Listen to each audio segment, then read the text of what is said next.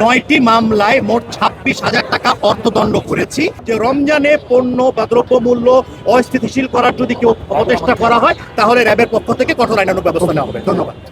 আজকে আমরা মূলত আমাদের দ্রব্যমূল্য পরিস্থিতি রমজানে যেন স্থিতিশীল থাকে সেই প্রেক্ষিতে সরকারি নির্দেশনা প্রতিপালনের লক্ষ্যে নিয়মিত অভিযানের অংশ হিসাবে কারণ বাজারের কিচেন মার্কেট এলাকায় মোবাইল কোর্টের অভিযান পরিচালনা করি।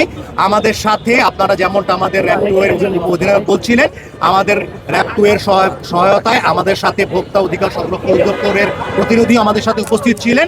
আমরা মূলত যে ধার্যকৃত মূল্য তার থেকে অতিরিক্ত রাখা, মূল্য তালিকা প্রদর্শন না করা এবং একই সাথে মূল্য তালিকা বা মেয়াদ ঠিকমতো প্যাকেজিংয়ে উল্লেখ না করা, এ ধরনের অপরাধে 9টি মামলায় মোট 26,000 টাকা অর্থদণ্ড করেছি এবং অর্থদণ্ড আদায় করা হয়েছে।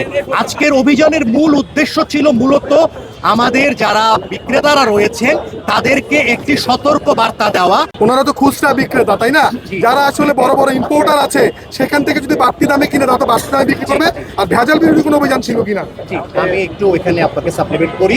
আমাদের এই অভিযানটা মূলত আসলে সমগ্র পর্যায়ের যারা রয়েছে তাদের উদ্দেশ্যেই করা। এটা খুচরা ব্যবসায়ী থেকে শুরু করে হোলসেল ব্যবসায়ী, পাইকারি ব্যবসায়ী থেকে শুরু করে ইম্পোর্টার পর্যন্ত সমগ্র পর্যায়ে আমরা নিয়মিত অভিযান পরিচালনা করি। আপনারা হয়তো অবগত আছেন যে র্যাব নিয়মিত কিন্তু কিছুদিন আগেও চকবাজারেও কিন্তু মোবাইল কোর্টের অভিযান পরিচালনা করেছে। আরো একটি বিষয় এখানে উল্লেখ্য, আমাদের সাথে কিন্তু ব্যবসায়িক প্রতিনিধিরা এখানে উপস্থিত আছেন। তারা ব্যবসায়িক প্রতিনিধিকে আমাদের সাথে রাখার অর্থ হচ্ছে আমাদের যে মেসেজটা, সেই মেসেজটা তাদের মাধ্যমে আমরা সকল ব্যবসায়ীদের কাছে পৌঁছাতে চাই যে রমজানে পণ্য বা দ্রব্যমূল্য অস্থিতিশীল করার যদি কেউ অপচেষ্টা করা হয় তাহলে র্যাবের পক্ষ থেকে কঠোর আইনানুগ ব্যবস্থা নেওয়া হবে। ধন্যবাদ।